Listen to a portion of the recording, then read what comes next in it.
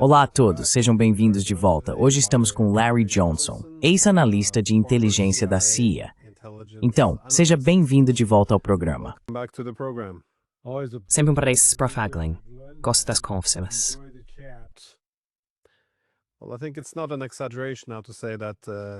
Bem, acho que não é exagero dizer agora que Trump se tornou um presidente de guerra. Mas também parece que ele é um presidente de guerra fracassado, o que não está apenas tendo consequências no campo de batalha, mas também porque ele não está realmente tendo sucesso nas guerras no Oriente Médio ou contra a Rússia. Mas isso também parece ter consequências muito amplas, porque russos, iranianos, chineses, todos esses países que eu imagino que criariam um equilíbrio natural de poder, não militar, mas apenas para evitar a concentração excessiva de poder.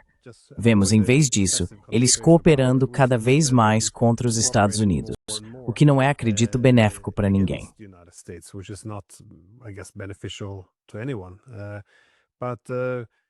Mas o que acho fascinante é que os americanos geralmente não votam a favor de guerras. Bush supostamente era contra a política de construção de nações de Clinton. Obama foi eleito com a promessa de mudança. E Trump também prometeu acabar com as guerras eternas. Ele também seria o presidente da paz. Então, parece que os americanos sempre votam no presidente da paz, mas acabam recebendo o oposto. Por isso, eu queria analisar alguns desses diferentes conflitos que temos, e achei que seria uma boa ideia talvez começar pelo Oriente Médio. E novamente, todo dia eu acordo e preciso conferir qual país Israel está atacando. Eu queria saber até onde você acha que isso pode chegar, porque o próprio Israel está ficando sobrecarregado, não está?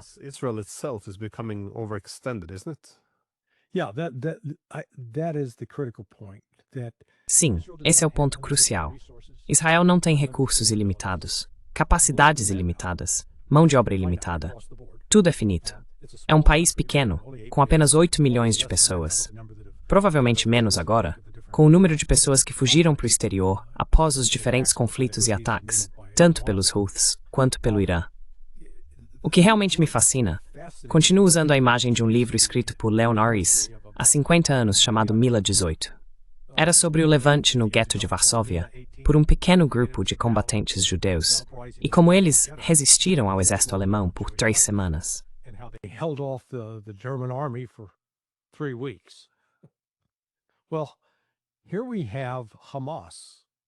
Bem, aqui temos o Hamas, que não está fortemente blindado nem equipado com armamento avançado. Eles têm fuzis, pistolas, basicamente armas leves. Têm alguns RPGs e explosivos que eles mesmos fabricaram. E estão enfrentando o que é um exército moderno, com tanques, artilharia, veículos blindados de transporte de tropas, helicópteros, aeronaves de combate, que podem lançar bombas e sistemas avançados de inteligência. E com todas as vantagens que Israel possui, não conseguiu derrotar o Hamas.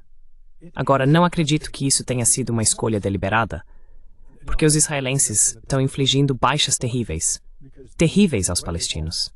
Os israelenses também continuam sofrendo algumas baixas significativas.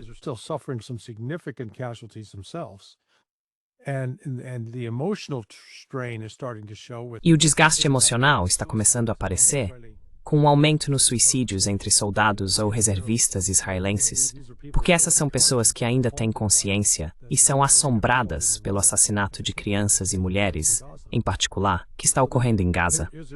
E então aqui está Israel tentando lutar no Líbano, lutando na Síria. E novamente, é uma coisa se você tem recursos ilimitados, então pode movê-los para cá, para lá. Mas eles não têm. Eles têm recursos finitos.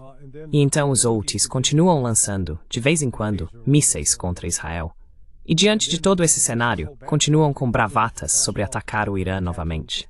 E no entanto, o que estamos vendo acontecer é que o Irã agora está solidificando sua posição militar e política ao forjar laços mais estreitos do que nunca com a Rússia e a China.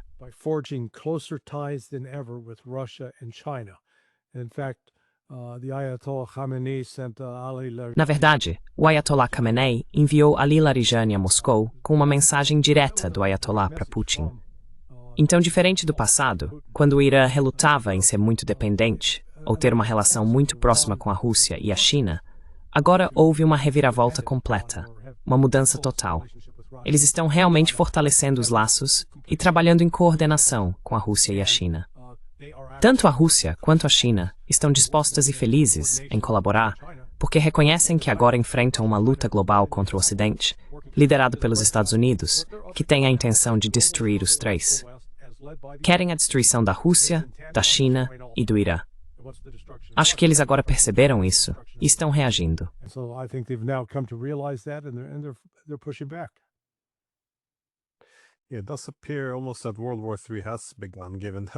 Parece quase como se a Terceira Guerra Mundial já tivesse começado, dado o que está acontecendo agora. Bem, não apenas a guerra contra o Irã, mas também a guerra em andamento com a Rússia. E, claro, as conversas contínuas sobre guerra e a preparação dos aliados para também enfrentar a China. Mas o Oriente Médio é realmente único nesse sentido, já que há tantas guerras diferentes acontecendo ao mesmo tempo.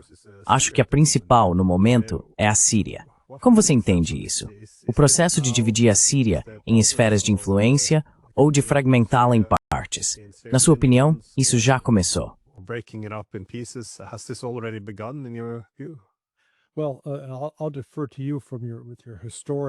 Bem, vou deixar para você com seu conhecimento histórico como especialista, mas acho que este é um exemplo clássico de potências externas tentando colocar alguém numa posição de liderança que não tem nenhum vínculo orgânico com o país. Em outras palavras, mesmo que al-Jolani ou al-Shara tenha nascido, acredito, no sul da Síria, ele não representa um grupo étnico específico. Ele não representa um grupo tribal específico. Ele não é conhecido por ter, digamos, uma visão do que a Síria deveria ser. Em contraste, se você olhar para o que foi o Ayatollah Khomeini, mesmo estando exilado na França, seus ensinamentos, sua filosofia, seus discursos ressoaram tanto com segmentos importantes da sociedade iraniana que quando ele voltou, já tinha uma base de apoio. Já Jolani al-Shara, publiquei uma charge de um sujeito chamado Nemo no meu blog ontem à noite.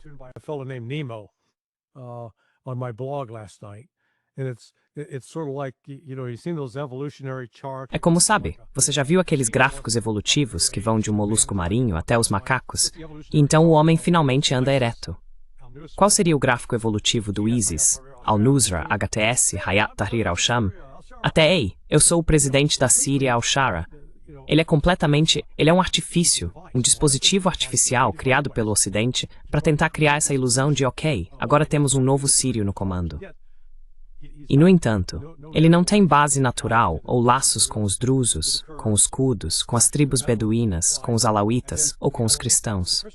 Então, sabe, ele não tem poder político ou influência, além do fato de que ele era o líder de um grupo terrorista descendente do ISIS, que foi ajudado, criado e financiado em parte pelo Ocidente para ajudar a criar uma narrativa para se livrar do Assad.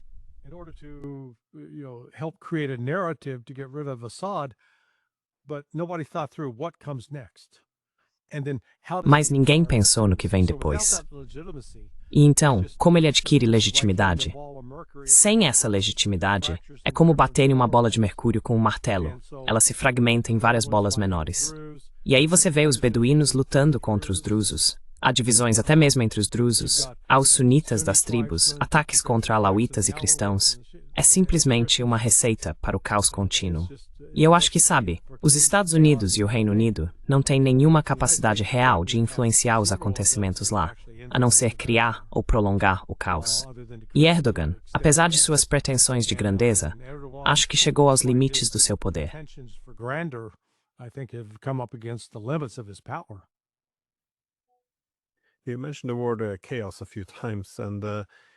Você mencionou a palavra caos algumas vezes, e não parece haver uma grande estratégia clara por trás disso, além talvez de semear o caos e depois governar sobre uma região dividida, fragmentada e caótica. Se olharmos para as últimas 2 décadas ou mais, do Iraque, Líbia, a destruição da Síria, levando agora a tentativa de derrubar Assad, os ataques jihadistas ao Irã, Iêmen, e poderíamos continuar falando da Líbia e de Gaza. Nenhum desses conflitos terminou em uma posição muito favorável, ou pelo menos não trouxe segurança ou estabilidade. Em vez disso, parece haver esforços apenas para explorar a fraqueza dos estados causada por todas essas guerras.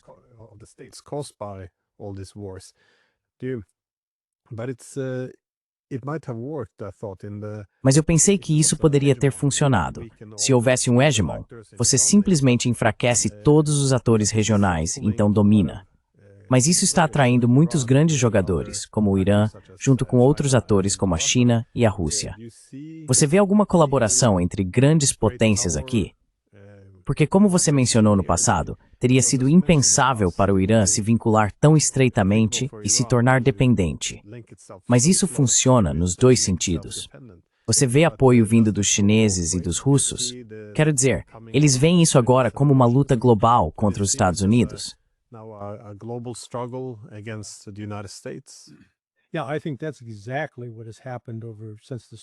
Sim, acho que é exatamente isso que aconteceu desde o início da Operação Militar Especial. Os Estados Unidos realmente não são governados por uma visão estratégica. E eu sei disso indiretamente, por meio de um ex-colega da CIA, um amigo. Ele foi colocado no comando da Força-Tarefa do Irã em 2006. Naquela época, havia discussões abertas sobre atacar o Irã, derrubar o regime iraniano, desestabilizá-lo. Lembro que ele acabou deixando o cargo porque fez a seguinte pergunta: ok, então tiramos o Ayatollah e derrubamos os mulás? E depois? E a resposta foi: não se preocupe com isso. Vai dar certo. Isso não é visão estratégica. Isso é simplesmente agir sem planejamento e torcer para que algo funcione. Ou, como dizem, jogar gelatina na parede e esperar que alguma coisa grude.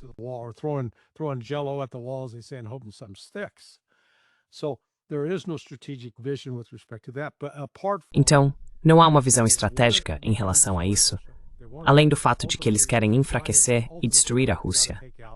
Eles veem a China, em última instância, como a maior ameaça que precisam eliminar, e o Irã é apenas um degrau nesse caminho. O problema do que eles fizeram é que, se voltarmos a 2015, quando o JCPOA foi negociado e assinado, naquele momento, tanto a Rússia quanto a China estavam cooperando com os Estados Unidos e a Europa para pressionar o Irã.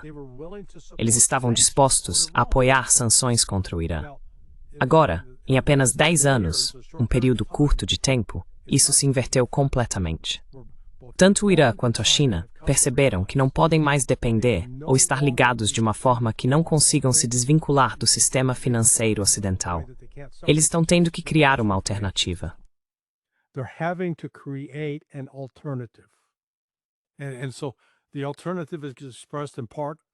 Assim, a alternativa se expressa em parte através dos BRICS. Há notícias de que, ainda este ano, Moscou está criando seu próprio mercado global de ouro para precificação, venda e compra de ouro, independente do mercado de ouro de Londres.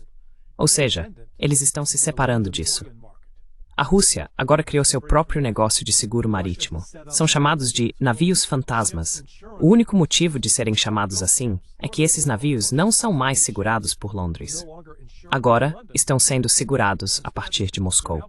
Então você tem agora a separação dessas instituições-chave de seguro e financeiras. Eles estão criando outro caminho. E China e Rússia, sabe, 4 anos atrás, o relacionamento deles não era tão próximo. E eu sei que há alguns analistas que acreditam que a China tem ambições de longo prazo de tomar o leste da Rússia.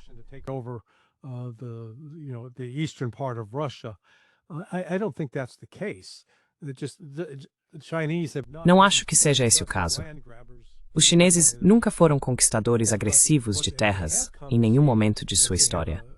Mas o que eles passaram a perceber é que tem uma parceria necessária e essencial com a Rússia, que não é apenas econômica, não é apenas política, mas também militar. E eles estão se unindo.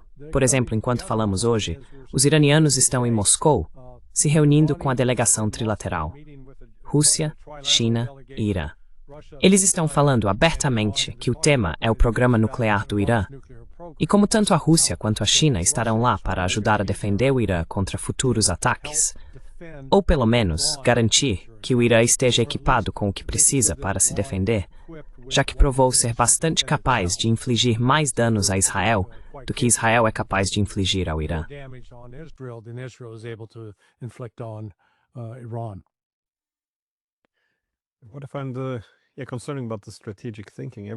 O que me preocupa no pensamento estratégico é que tudo parece ser extremamente de soma zero.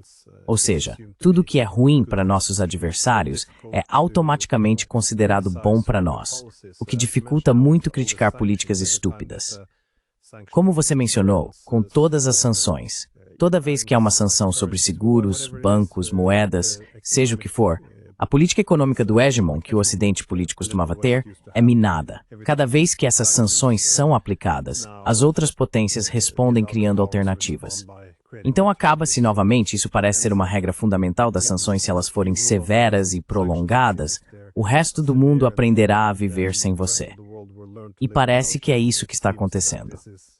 Mas no fronte militar, você mencionou não apenas a cooperação política e econômica, mas como você vê a intensificação da cooperação militar entre Irã, China e Rússia?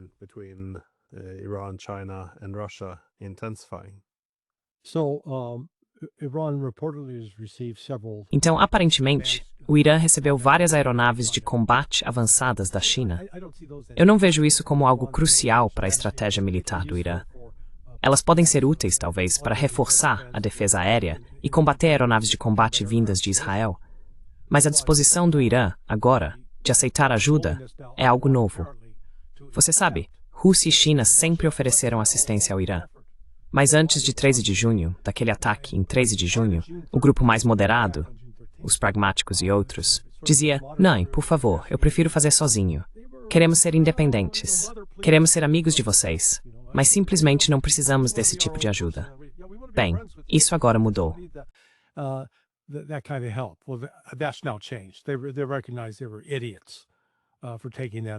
Eles reconheceram que estavam enganados ao adotar essa abordagem, porque o sistema de defesa aérea do Irã ainda não é páreo para o que Israel possui.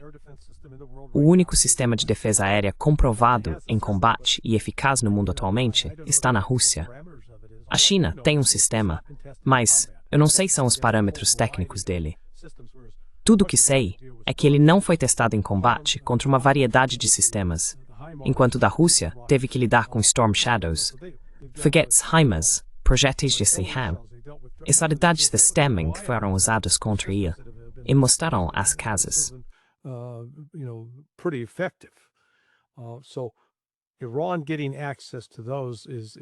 Então o Irã ter acesso a isso é, na minha opinião, um passo em direção a uma mudança de jogo.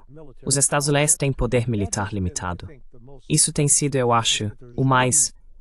Há uma mensagem surpreendente deste ano, de 2025, que 2025 pode entrar para a história como o ano em que o resto do mundo percebeu os limites do poder militar, tanto dos Estados Unidos quanto de Israel. Os limites dos Estados Unidos foram expostos no Mar Vermelho, com sua incapacidade de derrotar os Houthis. Quero dizer, não é como se os Houthis fossem uma potência militar pura. Eles seriam considerados, você sabe, pobres. São relativamente atrasados em comparação com os padrões ocidentais.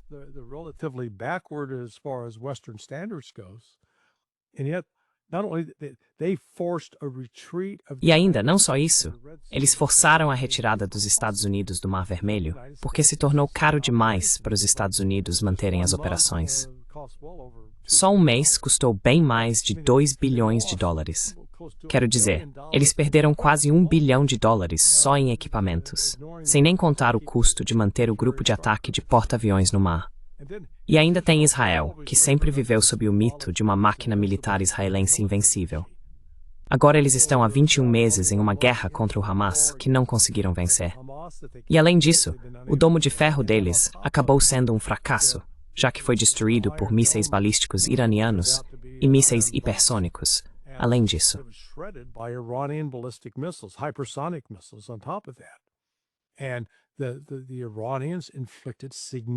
e os iranianos causaram danos significativos em Israel, fechando os 2 portos de Ashdod e Haifa, assim como as refinarias localizadas nessas 2 cidades, o aeroporto internacional e atingindo instalações-chave, seja o equivalente deles ao Pentágono, a SAIA, ao FBI, laboratórios de pesquisa, e depois atingindo bases militares de fato. Então, de repente, se você é o Egito, ou mesmo a Jordânia, Turquia e a Arábia Saudita, sua reação vai ser diferente. Você vai perceber, caramba, Israel não é invencível. E o Irã realmente tem um poder e uma capacidade militar impressionantes. O que isso mostra é justamente essa mudança de percepção. E daqui para frente, acredito que isso vai influenciar algumas das decisões políticas que serão tomadas nos próximos 6 meses a 1 ano.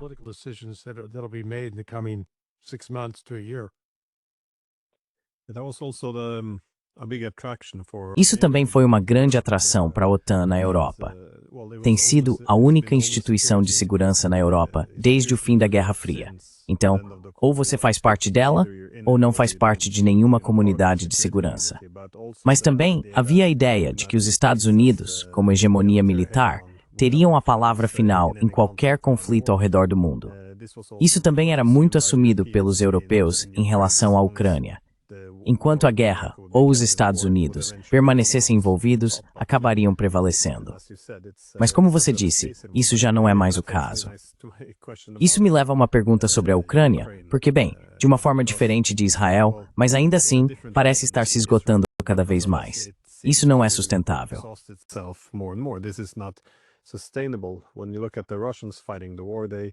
Quando você observa os russos lutando na guerra, parece que eles estão aumentando cada vez mais suas capacidades industriais a cada dia. Eles estão recrutando cada vez mais tropas, que estão sendo reunidas na retaguarda para sabe-se lá o que estão planejando. Mas a Ucrânia parece ir de mal a pior, dia após dia. Quais você vê como os principais desafios para a Ucrânia continuar na luta nos próximos meses?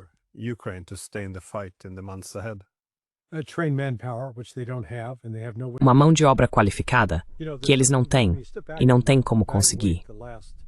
Sabe, quando você para avaliar os últimos, digamos, 36, 42 meses, acho que já estamos há cerca de 42 meses nessa guerra, as sanções iniciais que tinham como objetivo prejudicar a Rússia, na verdade, fortaleceram o país.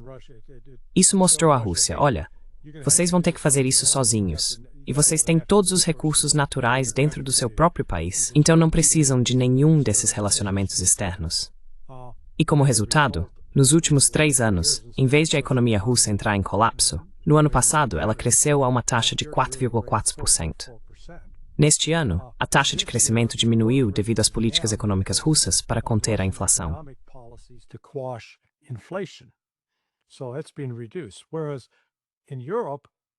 Então, isso foi reduzido. Enquanto na Europa, a economia deles está caindo e estagnada. Você tem crescimento estagnado ou negativo no Reino Unido, França e Alemanha. E a Alemanha está basicamente perdendo indústrias. Alguns fabricantes importantes estão saindo do país, alguns indo para os Estados Unidos. Eles permitiram que o preço da energia subisse. Se o Ocidente continuar tentando impor sanções ao petróleo russo, tudo que vai conseguir é criar uma escassez no mercado, que não é suprida pela Rússia, o que fará o preço do petróleo subir e agravará ainda mais a situação. Então, você tem essa pressão econômica. Depois, a questão de saber se a Ucrânia pode produzir armas suficientes.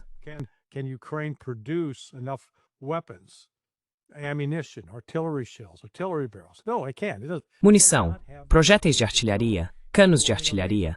Não, não pode. A Ucrânia não tem capacidade interna. Está dependendo da OTAN. Bem, eles recorreram à OTAN. Ei, vamos conseguir o que pudermos de vocês. Só que tipo agora, prestem atenção. O drone de Irã, que a Rússia está lançando, aparentemente custa cerca de $50 mil para ser construído. A bateria de mísseis Patriot, usada para derrubar um desses drones de Irã, dispara até 4 mísseis Patriot. Cada lançador tem 16 tubos, e 4 dos 16 são lançados contra um Irã. Cada um desses mísseis Patriot custa $7 milhões. Eu sei fazer contas básicas, sei multiplicar. São 28 milhões sendo disparados para derrubar um drone de $50 mil.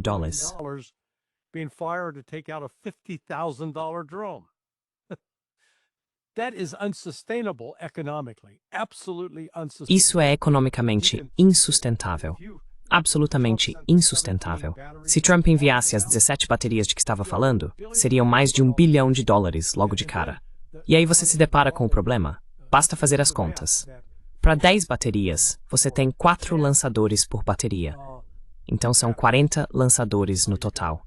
Cada lançador tem 16 mísseis, então são 640 mísseis para 10 baterias. E isso significa que você só pode disparar uma vez. A Lockheed Martin só fabrica 550 por ano. Então, se todas as 10 baterias dispararem os mísseis, boa sorte. Você vai ter que esperar mais um ano para recarregar. É assim que a situação é absurda. E ainda tem o problema de pessoal, porque como vimos nas recentes trocas de corpos de soldados mortos.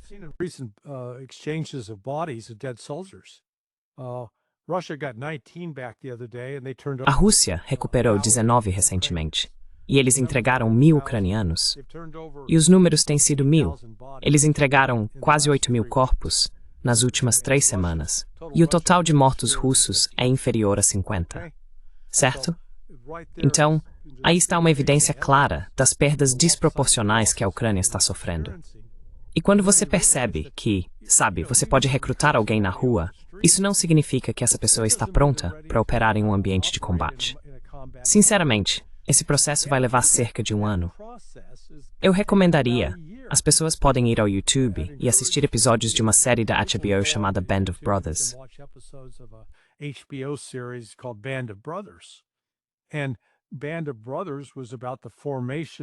Band of Brothers tratava da formação desse regimento de paraquedistas. E isso te dá uma ideia do tempo envolvido, porque eles aparecem em julho de 1942 e só entram em combate em junho de 1944. Quase 2 anos de treinamento. Então, no mínimo, é necessário cerca de um ano de treinamento. A Ucrânia está perdendo pessoal em um ritmo insustentável. Vai chegar um momento, não sei se será na próxima semana, no próximo mês ou daqui a 6 meses, mas vai chegar um ponto em que tudo vai colapsar, vai quebrar. O estresse fará com que eles não consigam mais alimentar o fluxo de pessoal nas linhas de frente.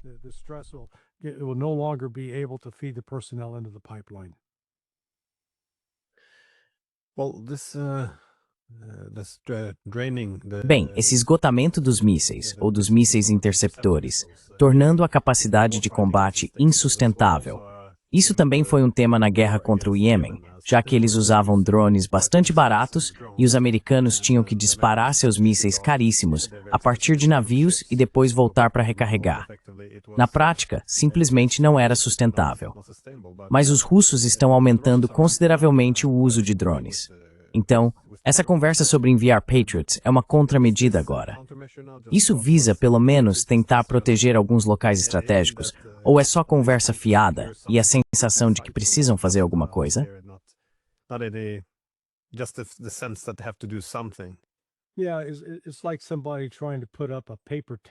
Sim, é como alguém tentando montar uma barraca de papel no meio de um furacão.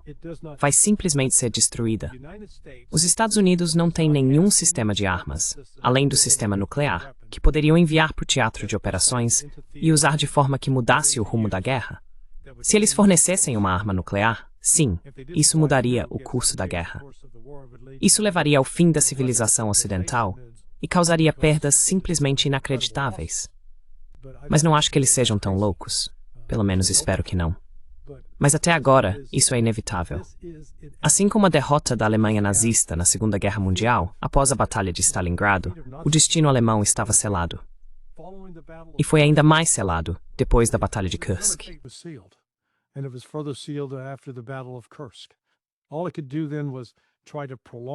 Tudo o que eles podiam fazer, então, era tentar prolongar a guerra, tentar infligir mais perdas aos russos.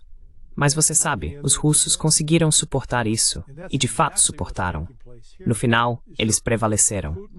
E é exatamente isso que está acontecendo aqui.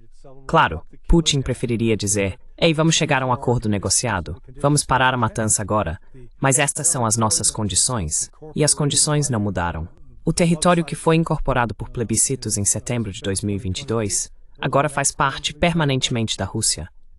E se a Rússia está ocupando partes de Sumy e Dnipropetrovsk, eles vão manter isso também, porque repetidamente disseram aos ucranianos, saiam, rendam-se, e então vocês podem ficar, tipo, com Dnipropetrovsk e Sumy.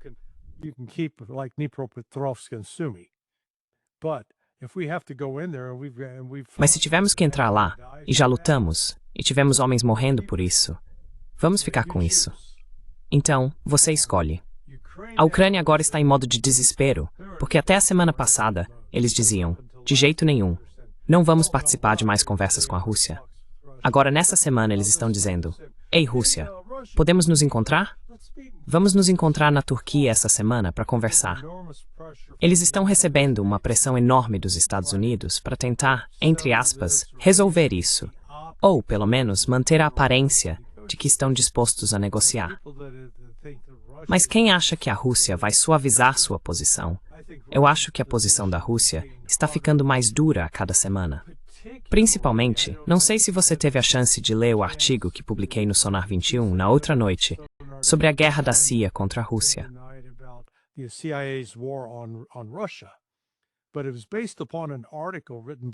Mas isso se baseava em um artigo escrito por Tim Weiner, na Foreign Policy, a revista que eu chamo de Revista do Estado Profundo, uma das revistas do Estado Profundo. E dentro disso, a premissa, a tese do artigo de Weiner, era que agora você tem um monte de fantoches controlados pela Rússia no comando da CIA, por causa de Donald Trump. E ele está entrevistando um ex-diretor de operações, um cara chamado Sylvester, e também faz comentários sobre o antecessor de Sylvester, chamado Thomas Huckassin. E o que Huckassin disse ali? Mesmo que agora tenhamos revelações de Tulsi Gabbard nesta semana, de que o Russiagate foi uma fabricação completa, que a comunidade de inteligência sabia disso, e que pelo menos alguns analistas corajosos e honestos tentaram, esse era o julgamento deles. Era isso que eles tentaram apresentar.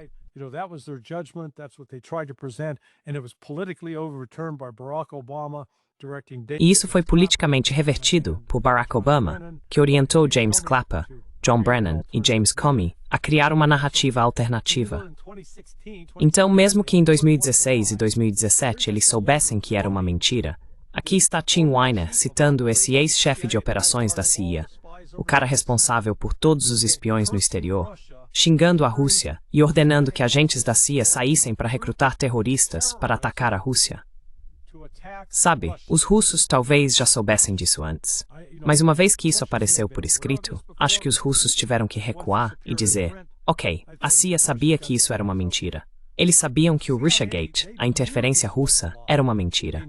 E mesmo assim, aqui está o chefe de operações deles, usando uma mentira para justificar o recrutamento de terroristas, palavras dele, não minhas, para atacar e destruir a Rússia. Não há base para paz com isso. Russia. There is no foundation for peace with that.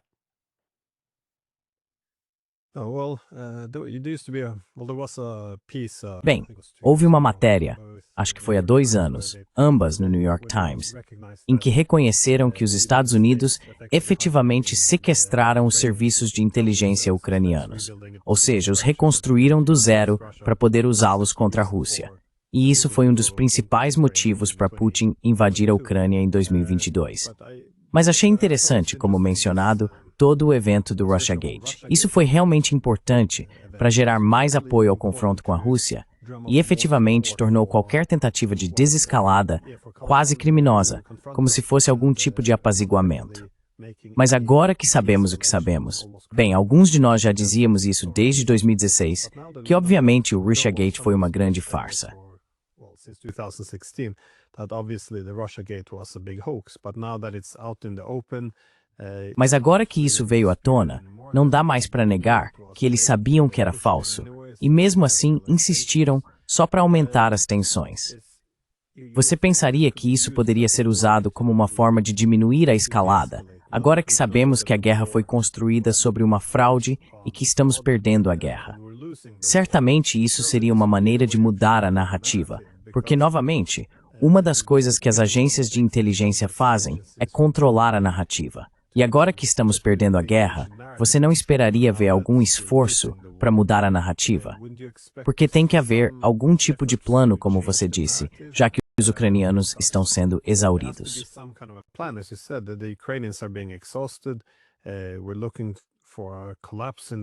Estamos caminhando para um colapso em um futuro não muito distante. Mas ainda assim, ninguém está falando sobre paz. Ninguém está reconhecendo que, bem, talvez os russos tivessem algumas preocupações legítimas. Podemos não concordar com a forma como eles abordariam essas preocupações, mas essa ideia de que você não discute as preocupações dos seus oponentes, quero dizer, isso é aceitável se você quiser fomentar e avançar em direção à guerra.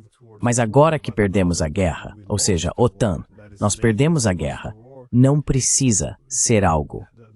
Eu simplesmente acho chocante que ainda não haja uma mudança significativa na narrativa, que eles não estejam preparando o público o suficiente para o que está por vir.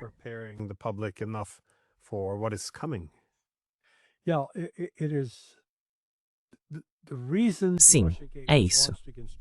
O motivo pelo qual o Russiagate foi lançado contra o Trump não foi porque eles não gostavam da personalidade dele, nem porque não gostavam do estilo dele. E o motivo pelo qual os europeus colaboraram com a CIA não foi só o MI6, também foi a inteligência francesa, alemã e outras agências de inteligência europeias que colaboraram nessa tentativa de pintar o Trump como um agente russo. É porque eles temiam o que o Trump estava realmente fazendo, que era distanciar os Estados Unidos da OTAN. E sabe, foi até meio hilário, na verdade. A última proposta do Trump para rearmar a Ucrânia basicamente é: Ei, OTAN, vocês nos dão o dinheiro, nós damos as armas. Mas quem paga são vocês. Nós não vamos pagar por isso.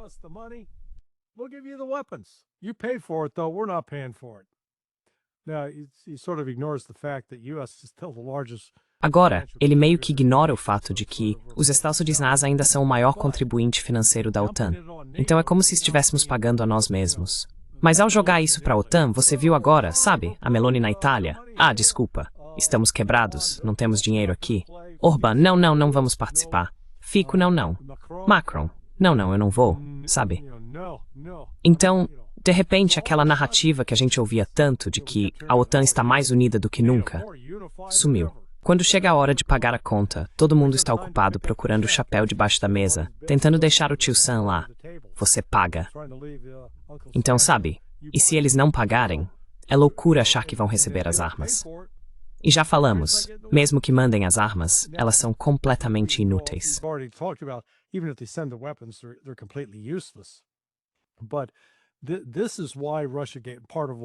Mas é por isso que o Russiagate aconteceu. Para enfraquecer Trump e impedir que ele avançasse na normalização das relações com a Rússia. Porque se você normaliza as relações com a Rússia, não tem mais desculpa para manter o complexo industrial militar totalmente financiado, o que, aliás, Trump está fazendo, chegando a $1 trilhão este ano. Então, não há qualquer alívio nisso. E eles continuam inventando motivos. Ah, sim, precisamos estar preparados para ir à guerra com a China. A China é uma ameaça. Então existe todo esse elemento na comunidade de inteligência, não só nos Estados Unidos, mas em geral, que tem interesse direto em manter o conflito, manter o caos, para continuar existindo.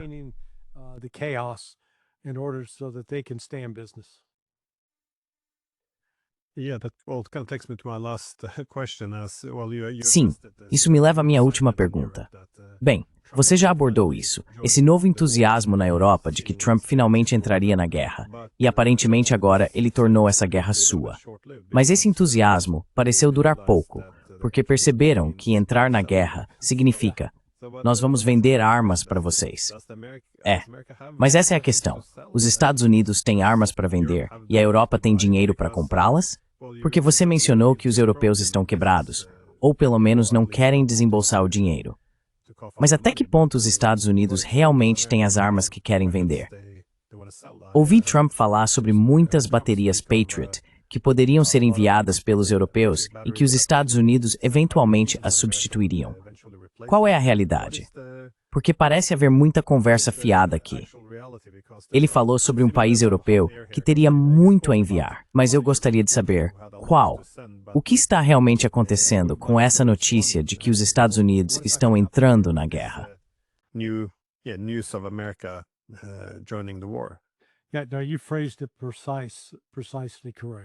Sim, não. Você colocou exatamente da forma correta. Pura conversa fiada. É só papo, sem muita realidade por trás.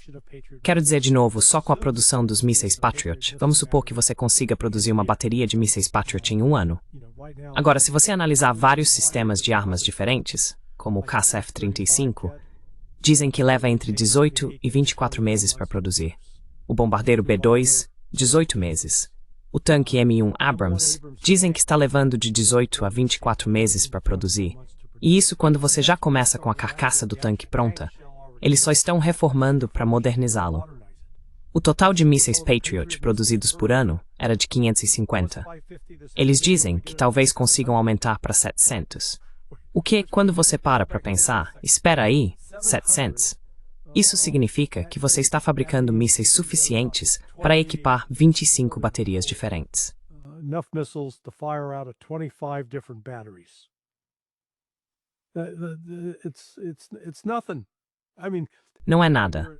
Quero dizer, quando você olha para a Rússia na semana passada, em um dia ela lançou 500 drones e mísseis, no dia seguinte 550, em outro dia 700, depois voltou para 550.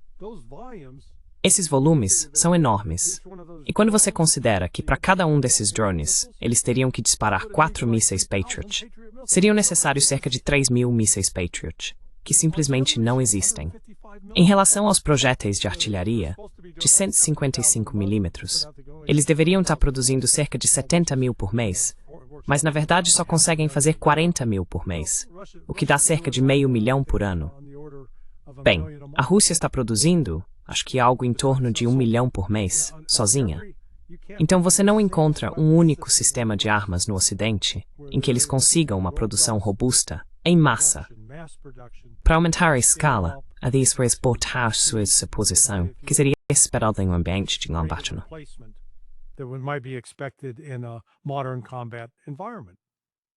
Whereas Russia's demonstrated it has done that. Enquanto a Rússia demonstrou que tem feito isso, caso após caso, com tanques, com projéteis de artilharia, com canhões de artilharia, com drones, com aeronaves de combate, com mísseis de cruzeiro, mísseis hipersônicos. Podemos voltar a abril, maio e junho de 2022. Havia um artigo pelo menos uma vez por semana, às vezes a cada 2 dias, sobre como a Rússia estava ficando sem mísseis. A qualquer momento agora, Iskander ou Kinzhal, eles vão se esgotar, acabaram. Em vez disso, eles estão produzindo em massa. Então é aqui que o Ocidente está em negação e iludido sobre sua capacidade de, entre aspas, fornecer à Ucrânia. Ele não tem capacidade para fornecer e sustentar um combate moderno na Ucrânia. In Ukraine.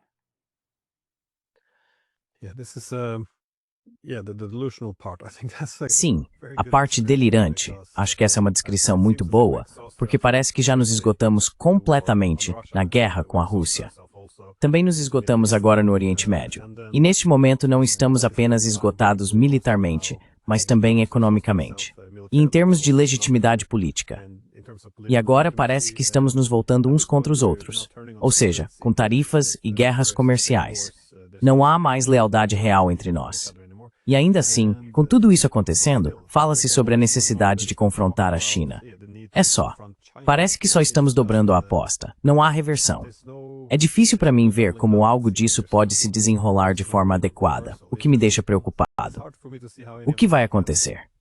Can play out properly, which kind of makes me concerned. What's going to happen? Sorry, I'll make that my last question.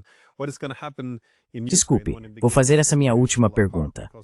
O que vai acontecer na Ucrânia quando ela começar a desmoronar? Porque vemos que as linhas de frente estão cedendo. Já está assim há um tempo, mas os russos continuam intensificando seus ataques, ampliando a conquista territorial, aumentando o número de soldados que matam, cercam e fazem prisioneiros. Vemos as deserções do lado ucraniano aumentando.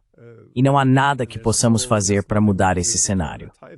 O que vai acontecer quando a Ucrânia começar a colapsar? Não apenas militarmente, mas agora que também vemos rachaduras na coesão política. Não parece que estamos preparados para recuar, mas também não podemos entrar na guerra. Não temos mais exércitos adequados. Também entregamos nosso equipamento. Então, o que você acha que vai acontecer?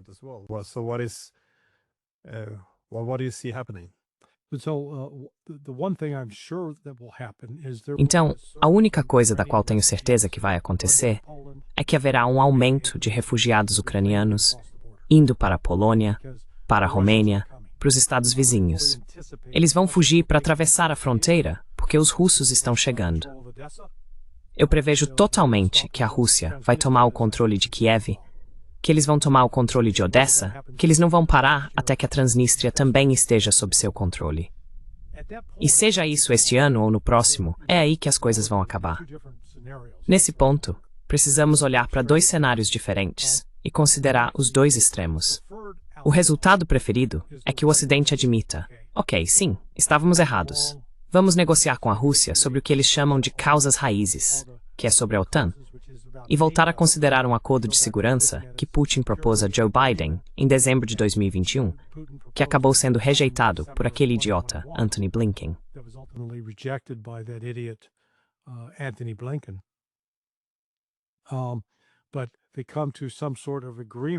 Mas eles chegam a algum tipo de acordo em que há um assentamento negociado. Todo mundo volta para seus cantos.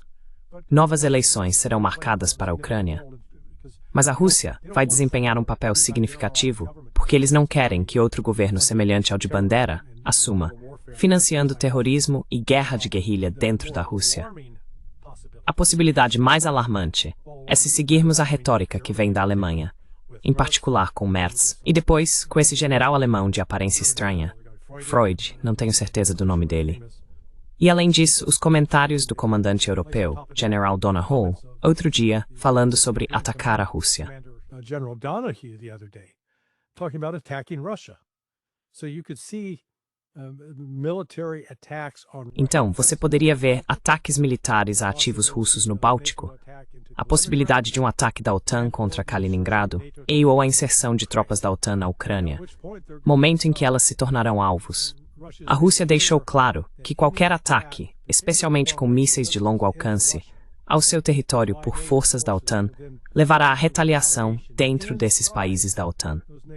Portanto, qualquer coisa vinda da Alemanha, França ou Reino Unido, tenho certeza de que receberão uma visita do Sr. Oreshnik. O míssil hipersônico de alcance intermediário não é balístico, é hipersônico, o que significa que é guiável, manobrável, e não existe sistema de defesa aérea no mundo capaz de detê-lo.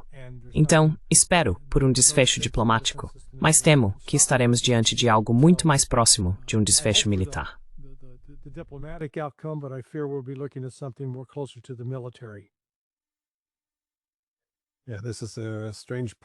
Sim, essa é a parte estranha. Se a OTAN se envolver diretamente agora em uma guerra armada com a Rússia, na verdade podem ser os alemães que nos levariam a isso. Isso é algo que até poucos anos atrás consideraríamos muito improvável. Bem, obrigado novamente por suas análises. Sabe qual é o problema aqui, Glenn? Ninguém faz seus cursos nem te escuta. Se ao menos estudassem história, talvez aprendessem alguma coisa.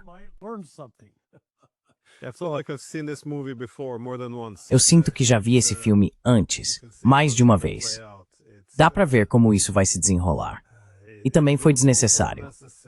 Novamente, continuo lembrando as pessoas de que o principal objetivo da política externa da Rússia após a Guerra Fria era se integrar ao Ocidente político. E que sua principal preocupação de segurança era justamente o oposto. Ou seja, os esforços para desenvolver ou construir uma Europa sem a Rússia inevitavelmente torna-se tropa as Hustra.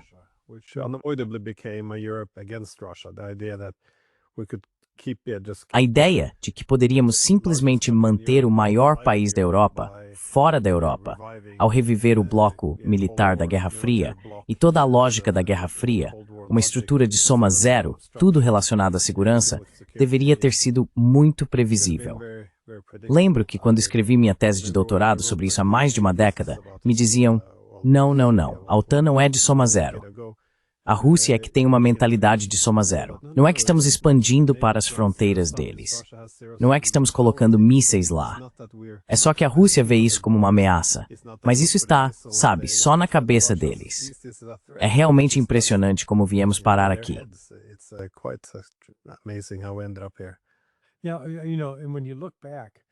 Sabe, quando você olha para trás, especialmente nos anos 1990, seria uma coisa se com o colapso da União Soviética tivesse surgido um líder autoritário na Rússia, pedindo fortalecimento das forças armadas, defendendo ações militares agressivas contra países vizinhos e ameaçando o mundo.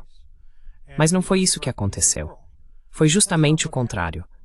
A Rússia dizendo: "Ei, você quer ser meu amigo?" E a cada passo, eles foram feitos de bobos, até o momento em que finalmente colocaram o Putin no poder para dizer: "Ei, você precisa estancar esse sangramento aqui, amigo." And yet, even from the time Putin came in, again, Putin did not. E ainda assim, desde que Putin assumiu, novamente, Putin não começou a promover, você sabe, revoluções coloridas em outros países, a versão russa disso. E a falha em reconhecer que a Rússia não era mais um Estado comunista, mas sim um Estado autoritário. Ah, pelo amor de Deus. E mesmo assim, tudo isso foi usado para reforçar uma narrativa ocidental que serviu para criar uma justificativa para atacar a Rússia e desmembrá-la. Infelizmente, o Ocidente fez uma aposta errada. Esqueceram que a Rússia é completamente autossuficiente em recursos naturais. E sabe de uma coisa? Você pode isolá-los, mas não pode desmembrá-los. Então, ninguém aprendeu a lição da história. Nobody learned the lesson of history. No, certainly not. And again, Certamente não. E novamente, enquanto nos envolvíamos em interferências em eleições, com uma revolução colorida atrás da outra, isso acabou levando ao Russiagate, culpando-os pela interferência na eleição. Você não conseguiria inventar algo assim, mas agora temos essa mentalidade estranha na Europa. Se você menciona isso, significa que está do lado da Rússia. Mas ninguém consegue me explicar por que qualquer uma dessas ações aumentou nossa segurança. Por quê? Porque supostamente é pró-Rússia. De alguma forma, isso deveria ser bom para a segurança do Ocidente. Quero dizer, há uma mentalidade muito simplista e tribal acontecendo aqui agora. Sim, com certeza, com certeza. Mais uma vez, obrigado pelo seu tempo e sempre aprecio suas opiniões sobre as coisas. Agradeço o convite e sempre fico feliz em conversar com você. Obrigado, Glenn. Glenn.